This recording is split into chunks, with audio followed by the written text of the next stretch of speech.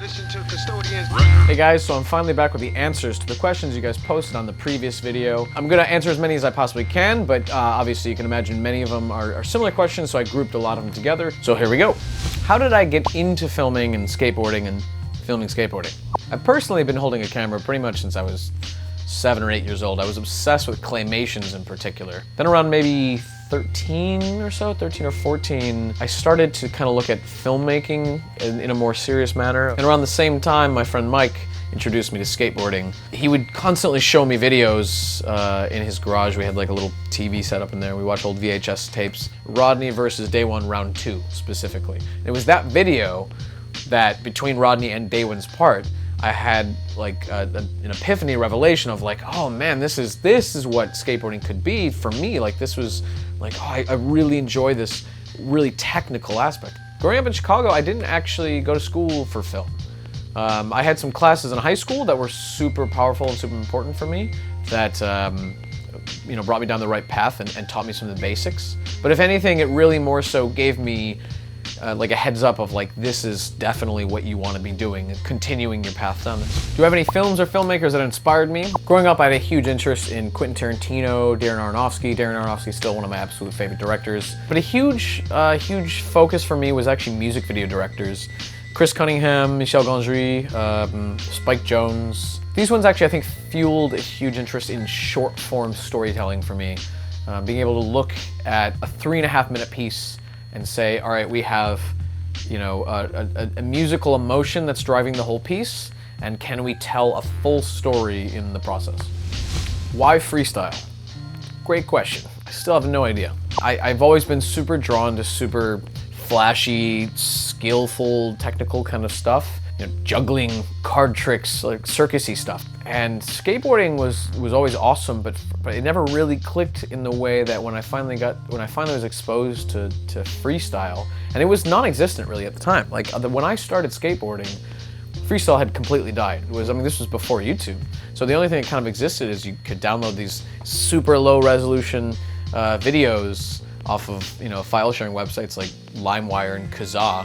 We like skateboarding because it's not baseball, it's not football, it's not team related, it's our own individual thing. Naturally, people start creating rules and creating like, okay, we're not them, but there still are correct ways to do this. And I was always resentful of that fact. And so the more you look at skateboarding as like, there's a correct way to skate, you're not allowed to do those tricks, you can't put your foot on the ground, no complies don't count. You defeat, in my opinion, the point of why we do this in the first place. Can you tray flip?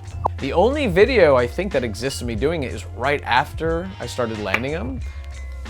It's super sketchy, super sloppy, but it exists. How do you choose the skaters for your short-sideds? The reason I started the short-sideds was essentially so I could collaborate with a lot of people that I otherwise wouldn't necessarily have the chance to.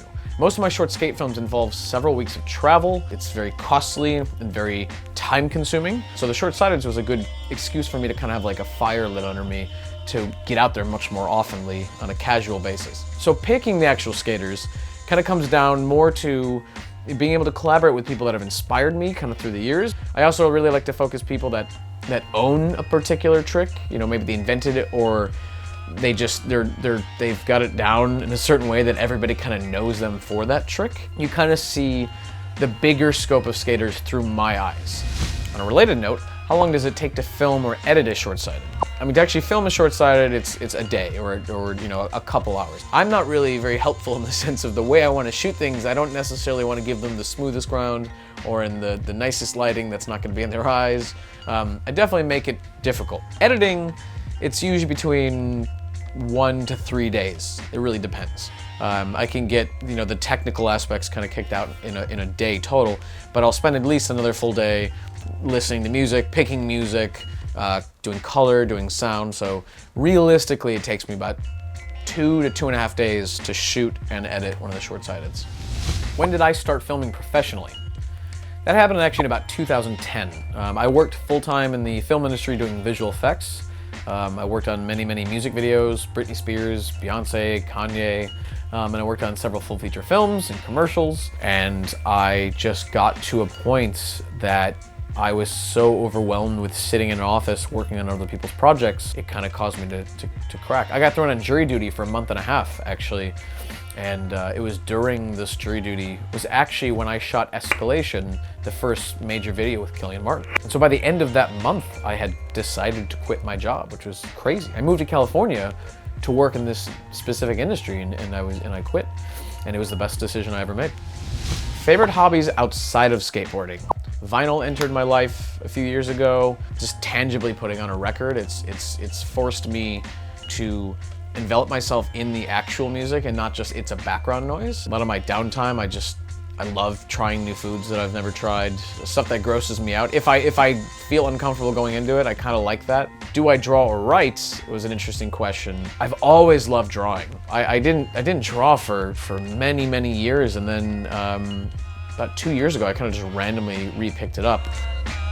You know, so much of my day is involved staring at a computer, but it's nice to kind of stare at something that doesn't turn on. Do you film any non-skate related projects?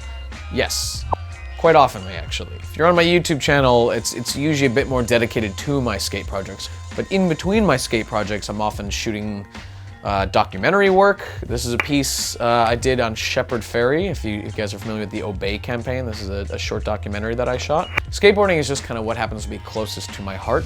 One of the questions that I honestly have never been asked before, do you actually travel that much? As in like, am I faking it? No, I definitely travel that much. It's a big thing for me that almost every single project you've seen of mine, it is 100% of the time me holding the camera. And so the idea of somebody sending me footage from another country is not a pleasant thought in the first place, but it's crazy. I never traveled growing up. It wasn't until I quit my job working full-time in a production house that I decided to travel. My first solo real travel was, I was 20, 21 maybe, and Killian and I had just finished Escalation in LA, and it was blowing up online, and we decided to do the follow-up, Regeneration, and he'd gotten back to Barcelona by then, and so it was just like, do we do this in Barcelona?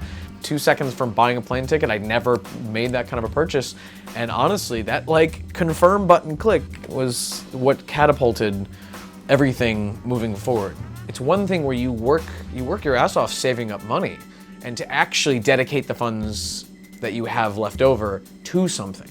That's not just like, I want a new TV, I want some new toys, I want whatever. You're at least committed to doing it. You're like, I'm going to go to this country and I'm gonna change my life and go shoot something I'm passionate about. Saving up for 6 months, you know, your leftover funds and just putting it as long as it takes, just do it. Your life will not be the same in the best possible way. What's one of the most intense experiences you've had while filming? One was almost getting mugged in New York. Killian and I were filming Searching Sirocco on the Lower East Side, and we got threatened with a sawed-off shotgun to take the camera. India is always intense. India is a crazy place. I love it. I love it to death. But it's partially because of how contrasting, chaotic it can be. So kind of all day, every day, I mean, we're filming skating, you know, along the river, and simultaneously, you know, a few hundred feet to our right is a dead body on fire. It's culturally part of it where you burn the bodies in public of your deceased and people around mourning. It's a powerful experience, and it's always crazy because, I mean, you're out there filming skateboarding, and it's such a, I mean, at the end of the day, it's a kid's toy, but it's obviously such an ingrained part of a lot of our lives, and here it has brought me into a cultural experience that I otherwise probably would never have seen. What is your favorite project? I would say the most important project for me personally was Kyonk, which was the piece with Alexander Rademaker, shot in Armenia in 2015. That piece I've been working on, in a sense, in my head for 10, 15 years. In high school, when I was teaching myself visual effects and After Effects, my buddy Eric and I went to the park and we filmed a little piece of one skater skating forwards and one skater skating backwards. And it was just kind of an experimental test. I pulled off a really crude version of that. And, but it really like set me into like, oh, I love this idea of combining visual effects interest with my my filmmaking. Fast forward a few years later when I was in college, I retouched on that exact project. And so I created more of a narrative piece. I mean, my camera work was super low level at that time, but it was pushing me forward on a conceptual basis. Then when I was approached to do something in Armenia, and I had some funding, I was finally at a point where I had many years of visual effects experience, actually on a professional level, working on music videos, commercials, films, the whole bit. But I also had stepped up my camera game. Me holding the camera, I mean, I've been doing that since I was young, but me holding the camera on the level that I'm striving for now came around much later and much after my learning how to do post-production on that kind of a level. I finally was like, this is the time to pull off this piece. It was an insane one to shoot, and ultimately probably one of the closest ones to my heart, as far as I had an idea for many years. I had an idea, I saw it through, tried it, failed, and then finally gave it the full attention that I thought it deserved, and you know, I'm extremely happy with the way it turned out. How do you choose the music for your film / get the rights to it? As I'll say again and again, music is heavily the most important part of the film process for me. From coming up with a concept, even if I don't end up using that song, songs often kind of help the narrative along in my own head of something that I'm working on.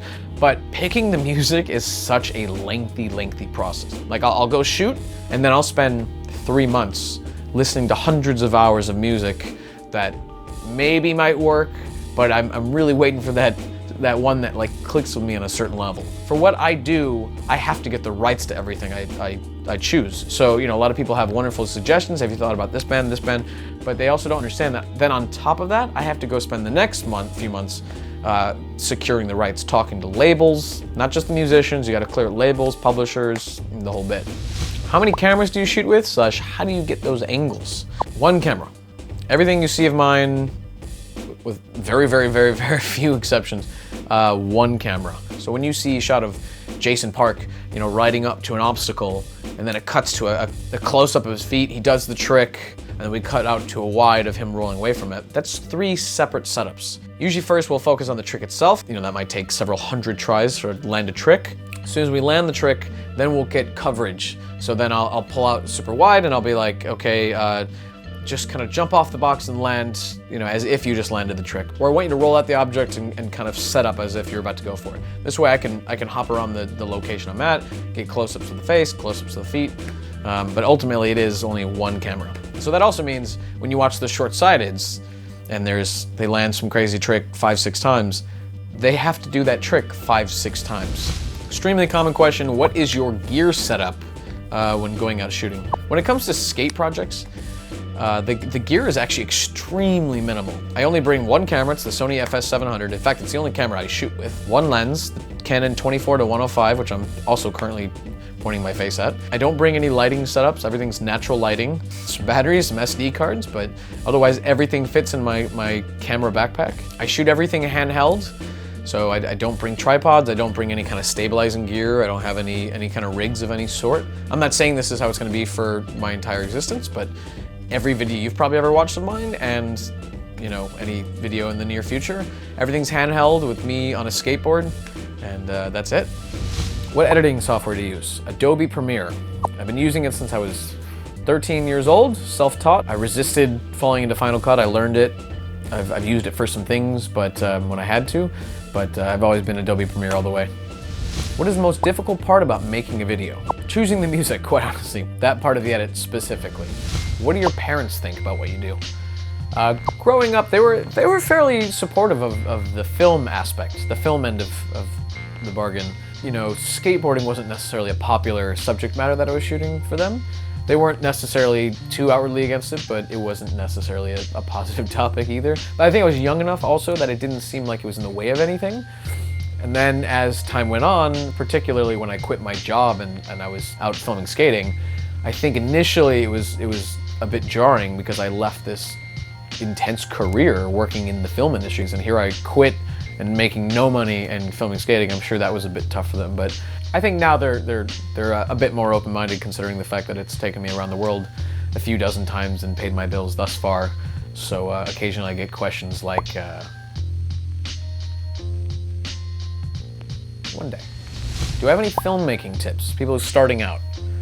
The best thing I could say is shoot because you want to. it's like any art form. The more you focus on the reward aspect, you know, I wanna become a singer, I wanna be in a band because I dream about being famous, being on stage, making a ton of money. You're probably never really going to be good enough to get to that level anyways, because to become good enough, you need to care in here. Do you want to make a career in filmmaking, or do you want to become a filmmaker? Because to become a filmmaker, all you have to do is make films. If you have a cell phone that has a camera on it, you can become a filmmaker, by definition. And that's very important. The more you focus on the future aspect of it, the more you're not really paying attention to what is important to you now about it. I often get asked, you know, what's the best camera to use as an amateur or whatever, but whatever you have access to, whatever thing you can get your hands on, just shoot with that. Because this is how you build an education around it. This is how you self-teach. You have a world of YouTube at your hands. You've got unlimited tutorials ready for you to watch for free. Do that, shoot everything you can, and you will naturally learn what is the best camera you want, because there is no answer. There is no best camera for somebody to use. The first step is don't worry about anything, just make things. So there you go. Hopefully that answered some of you guys' questions. Sorry I couldn't get to everything, but I'll try to answer some more in the comments when I get a chance. If you like what I'm doing, any help, if you have the ability on Patreon, is always super appreciated. Definite thanks to the many people that are already on there helping me do this every month. It's been awesome getting more consistent content on YouTube for you guys. I really am enjoying it, and it's you know, I'm doing other projects at the same time to kind of make ends meet, but it's always super helpful to kind of have the community support along the way. So thank you guys again, and I'll look forward to talking again soon.